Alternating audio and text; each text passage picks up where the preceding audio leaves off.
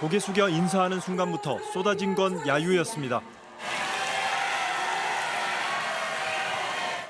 배신자 구호가 이어졌습니다.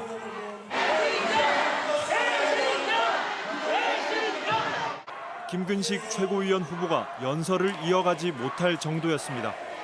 국민의힘 전당대회는 계엄과 탄핵 찬반 논쟁에서 좀처럼 벗어나지 못하고 있습니다.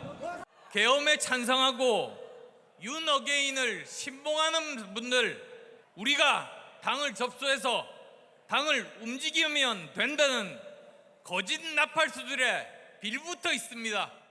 전 한국사 강사 전한길 씨가 끼어들면서 상황은 더 복잡해졌습니다.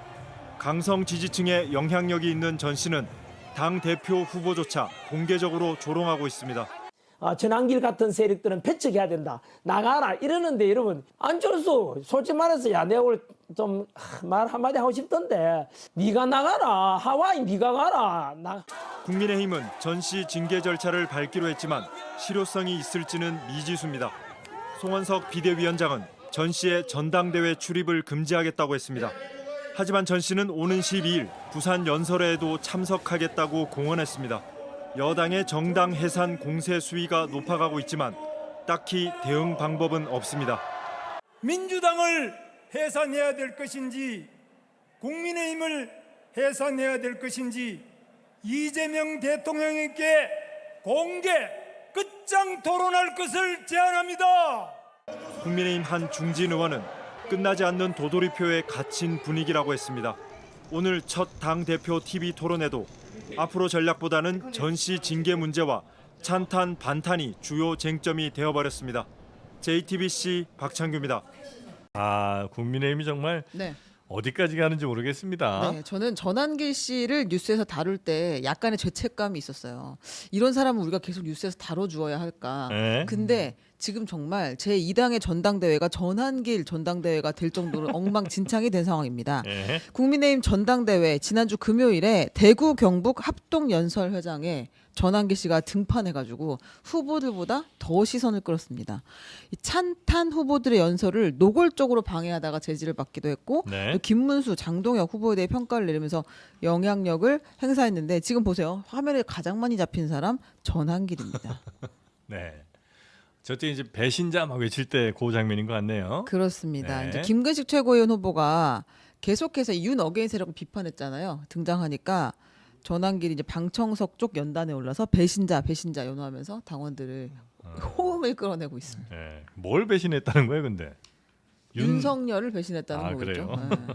자, 그렇게 이제 배신자를 연호하면서 당원들도 좀 쪼개지는 모습이 있더라고요. 그러니까 전한길 씨에 대해서 빨리 나가라 뭐 이런 사람들도 당원들 가운데 네. 계셨던 것 같고 계속해서 뭐 연호하시는 분들도 있었는데 이렇게 가는 전당대회가 전당대회 맞나 하는 생각도 좀 들고요. 지금 너무 개파를 초월해서 전한길 씨의 이 난동에 대해서는 굉장히 문제의식을 갖고 있고 그러니까 당도 바로 윤리위에 회부를 하고 징계 절차를 개시한다고 했는데 저는 여기서 좀 더 나가야 된다고 봐요. 그래서 이제 전한길 씨에 대한 네. 형사 고발이 이루어져야 된다. 형사 고발? 예, 이게 왜 그러냐면 이 프레스 비표를 달고 들어왔거든요. 전한길 씨가 네. 그랬는데 그래서 이제 그 윤석만 전 중앙일보 논설위원이 있어요. 네. 이분이 이제 그 한동훈 대표 그 같이 책 쓰고 그 다음에 이제 요즘에 유튜브 하고 계시거든요. 이게 중앙일보 이제 그만두고 나오셔가지고 그래서 유튜브 하고 계신데 이분이 그 전한길 씨가 프레스 비표를 들고 들어오니까 나도 기자 생활을 한 거의 20여 년을 했고 게다가 지금 나도 유튜브를 하고 있으니 나도 그러면은 프레스를 달라. 라고 당의 공보실에 요청을 한 거예요. 윤석만 씨가요. 예, 윤석만 의원이. 네네. 예, 요청을 한 거예요. 그랬더니 당의 공보실에서 윤석만 의원한테 뭐라고 얘기를 했냐면 그 비표는 전한길 씨한테 준 비표는 우리 공보실에서 준 게 아닙니다. 한 거예요. 누가 만들어준 거지? 그러니까 그게 일단 본인이 만들어서 제작해서 갖고 왔다는 그거 거예요? 뭔지를 모르겠어요. 그 비표의 정체를 모르겠어. 그래서 지금 그 프레스 비표를 달고 기자석으로 들어온 거거든요. 네. 근데 이제 전한길 씨 같은 경우에는 현재 아직 입당한 지 3개월이 안 되기 때문에 책임 당원이 아니에요. 네. 그래서 우리 전당대회에 들어올 지금 현재 당원으로 들어올 자격은 사실상 없습니다. 일반 당원 중에도 일부 들어올 수는 있지만 그렇게 신청해서 들어온 것도 아니에요. 근데 기자로 들어왔단 말이에요. 프레스를 달고. 네. 근데 그 기자로 들어올 수 있는 것도 기자라고 해서 다 들어오는 게 아니라 당의 공보실에서 최영경 기자님도 아시겠지만 그 비표를 나눠주거든요. 프레스 네. 비표를. 근데 당의 공보실에서 프레스 비표를 나눠준 적이 없는데 프레스를 달고 들어왔단 말이죠. 나눠준 적이 없을까? 없다고 그랬어요. 아니 왜냐하면 전한길 씨가 아, 뭘 믿어야 되는 건지 모르겠어요. 자체 제작해서 그걸 갖고 왔다고요? 아니 그러니까 그거를 자체 제작한 건지 아니면 어디서 누가 그거를 받은 빼돌려서 거지. 준 건지 당에서 하여튼 줬겠지. 뭐가 됐던 간에 그거를 확인을 해야 되는 거고 네. 어쨌든 당의 공보실에서 비표를 안 줬으면 자격 없이 들어온 거거든요.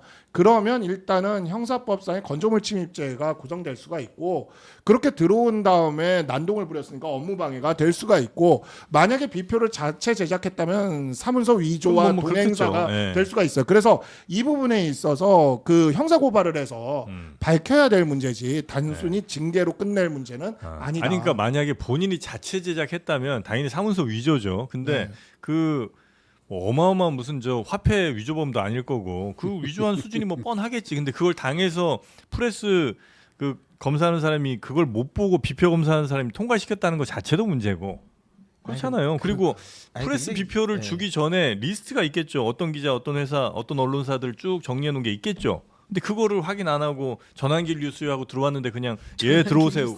근데 지금 얘기를 들어보면 네. 공보실에서 하는 말은 딱 이거예요. 우리는 준 적 없다. 우리는이 중요한 거예요. 이거 보통 그러니까 공보실에서 프레스 비표만 나갔어야 되는데 다른 쪽 그러니까 당의 권력을 가지고 있는 누군가가 뺏어줬을 가능성이 매우 높죠. 그랬을 수 아니, 있죠. 근데 이거를 네. 상식적으로 자꾸 생각하면 안 돼요. 그냥 전환길이라고 하는 그 사람 자체만으로도 프리패스 이게 그냥 되는 거예요. 국민의힘에. 얼굴이 간판이다. 그러니까 왜냐하면 저는 이제 금쪽이 계보가 쭉 이어지고 있다 보는데 윤석열 전 대통령이 이 금쪽이 계보에서 일단 최고봉 찍고 벌거벗은 임금님 되고 의자왕으로 이제 완전히 등극했고 그리고 이제 물러갔고 의자왕. 두 번째 금쪽이가 지금 들어온 거거든요. 그러니까 의자는 저는 구치소 안에서의 그 의자 얘기. 그렇죠. 의자 잡고 네. 그렇게 붙잡을 거라고 생각도 네. 못했잖아요. 설명을 좀 네. 해주셔야지. 그 맥락을 네. 이해됐죠 이제? 네. 그래서 의자왕 등극했고 네. 두 번째 금쪽이가 나온 건데 네. 문제는 그 금쪽이들도 문제지만 실제로는 그 토양이 문제예요. 예. 전환기를 이번에 무찔른다고 해가지고 다음 제3의 금쪽이가 안 나올 거냐? 네. 저는 그게 아니라고 봐요. 지금 국민의힘 토양 자체가 개엄 이후에 개몽령이라고 그러고 저는 개몽됐습니다. 국민들 앞에서 막 이렇게 간증하고 막 이런 식들이 이루어지다 보니까 지금 그런 수많은 사람들이 당원들이 지금 들어와 가지고 하고 있단 말이에요. 그래서 지도부에서도 저는 결정적 징계를 하긴 굉장히 어렵지 않을까. 의도적으로도 뭔가 하는 척하지만 실제로는 이루어지지 않지 않을까. 네. 이게 완전히 쫓아내거나 아예 더 이상 당원으로서의 자격을 완전히 박탈해버리지 않는 한 네. 계속해서 저는 이건 반복될 거다. 아니, 토양 근데 자체가 일단 오염됐어요. 나는 금쪽이라는 표현 자체가 좀 이상해요. 애정 어린 말 아니에요? 왜냐면은 금쪽은 진짜 우리가 애지중지하는 사람들을 말하는 거잖아요. 그리고 이게 금쪽이면 오은영 선생님 불러다가 교육시키면 될 거 아니에요. 네. 근데 교육해서 바뀔 수 있는 사람들이 아니기 때문에 난 그렇게 보지는 않고 전환길 씨 같은 경우는 사실 그 이 당에 가입한 지 얼마 되지도 않았잖아요. 그럼 책임 당원이라고 할 수도 없는 거고 처음부터 출마한다 이런 얘기 나오길래 나는 물어봤었어요. 그래서 너네는 책임 당원 요건이 어떻게 돼? 최소한 3개월은 넣어야 되지 않아? 뭐 이렇게 물어봤었는데 그것 때문에 이제 출마를 못했다고 얘기를 하고 근데 이게 있어요. 그 당은요. 정당이라는 것은 같은 당의 이념, 그러니까 정치나 가치에 대한 이념을 같이 하는 사람들이 모인 단체거든요.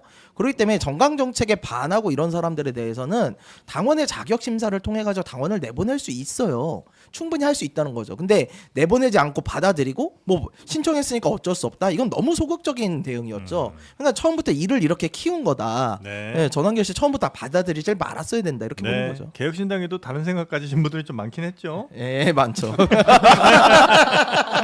이제 거의 다 나가셨어요. 네. 네, 오늘 거의 나가셨죠. 남아있는 사람 없습니다 이제. 아니요, 근데 그 기본적인 정강 정책에 반하게 되면은 네. 그러니까 누군가의 서로에 대한 비토가 아니라 정말로 탄핵이나 계엄이나 이런 거에 대한 반대 사상이 있어 버리면 이건 그 범위를 넘어서는 거죠. 용인할 수 있는 범위를 넘어서니까 내보낼 수밖에 없는 상황이에요. 자, 그런데 정강 정책에 반하느냐는 또 논쟁의 대상이에요. 왜냐하면 지금 전환길 징계 논의를 하는 것에 대해서 김문수, 장동혁 후보는 불공정한 조치다라는 입장을 가지고 있거든요. 여론조사 결과 지금 앞서가는 후보들인데. 네, 네. 2등 후보잖아요. 네, 이분들이 지금 전환길 징계 좀 너무 나간 거다 이런 입장이고 네. 그리고 또 최고위원 후보 4명이 오늘 전환길 토론회에 참석하기로 했어요. 그러니까 누구 나가요? 김재원, 김태우, 김민수, 손범규 후보입니다. 나가기로 했습니다. 그러니까 정강 정책에 반한다고 보기는 어려울 것 같고 사실은 최고 세력, 최고 계파 아닌가 좀 그런 상황이 된 거죠. 제가 정상적인 생각을 가지고 이걸 보면 안 되고 지금 그들의 시각으로 봐야 돼요. 그러니까 송원석 원내대표가 비대위원장으로서 뭔가 조치를 빠르게 취했어야 돼. 문제라고 생각했다면 그때 조치를 취했어요. 그때 제명하거나 아예 징계안을 본인이 했었어야 되는데 서울시장으로 넘겼잖아요. 그래서 서울시장에서 차일피일 미루다가 엊그저께 그런 일들이 발생되니까 중앙에서 또 그 일을 하겠다고 하고 12일 날까지 통보를 하겠다라고 얘기를 했는데 이렇게까지 시간을 끌었던 것은 처음부터 그들의 어떤 그 판에서는 아주 정상적인 행동이었기 때문에 이런 것들을 조치를 취할 이유가 없었다. 저는 이렇게 봐요. 네. 그게 맞게 보는 거죠. 네, 뭐 지금 우리 당의 상황을 제가 조금만 그냥 좀 설명을 드리면 우리 당의 상황도 나름대로 지금 삼국지 상황이라. 삼국지요? 예, 그러니까 이제 놓고 보면 장동혁 후보를 지지하고 또 거기에 사실상 같이 이렇게 요즘 카드뉴스 돌리는 거 보면 같이 움직이고 있는 신동욱 의원, 최수진 의원 이렇게 해가지고 원조 친윤 그룹이 있어요. 요 그룹이 있고 그다음에 장동혁, 신동욱, 최수진 이렇게 한 해가지고, 팀. 예, 이렇게 네. 원조 친윤 그룹이 있고 네. 그다음에 이제 김문수 후보를 중심으로 해가지고 이제 우리가 흔히 아스팔트 보수라고 불리는 분들이죠. 이분들을 이렇게 네. 해가지고 또 끌고 들어온 요 그룹이 또 하나가 있습니다. 김재원, 김민수 이런 분들. 네, 뭐 좀 약간 그런 네. 쪽에 해당되죠. 같이 이렇게 행사할 때 같이 다니거든요. 그렇게. 그리고 마지막 하나의 그룹이 이제 뭐 한동훈 대표, 안철수 의원, 그다음에 뭐 유승민 의원 해가지고 이렇게 개혁 연대라고 이야기할 수 있는 이 그룹이 있는데 어느 한쪽도 50%를 지금 차지하고 있지를 못하고 있는 상황이에요. 근데 이제 이게 어떻게 뭉치느냐에 따라서 50%가 왔다 갔다 합니다. 예를 들어 지난번 전당대회, 대선 전당대회는 친윤 그룹이랑 아스팔트 그룹이 합쳐서 56%를 만든 거거든요. 네. 근데 또 막상 친윤 그룹에서 한덕수 후보로 교체를 하려 할 때는 김문수 후보 그룹에 한동훈 후보 세력이 이렇게 힘을 보태줘서 여기서 무산시켜 버린 거거든요. 그래서 이게 그 생각보다 좀 다이나믹하게 돌아가고 있고 좀 또 재밌는 현상은 원래 아스팔트 극우 그룹이 가장 극단적이었어요. 그랬는데 김문수 후보가 최근 대선을 겪으면서 상당히 더 오른쪽으로. 오른쪽이 아니라 상당히 그래도 약간 중도적으로 오고 있어요. 그래요? 오히려 친윤 그룹이 약간 중도 쪽에 그래도 있던 그룹인데 이번 전당대회에 장동혁 의원을 중심으로 해서 완전히 저쪽으로 또 가고 있거든요. 그래서 이게 또 약간 복잡하게 엮여 있습니다. 근데 그들 둘 사이도 상당히 지금 치열하기 때문에 좀 우리 당 상황은 좀 더 보셔야 될 것 같아요. 한 40%, 뭐 30% 이렇게 되는 사람들 다 합치면 이제 전체 한 17%가 되는 거죠, 현재. 뭐 지지율이요? 그게 이제 그 지난번 2018년 전당대회 때 네.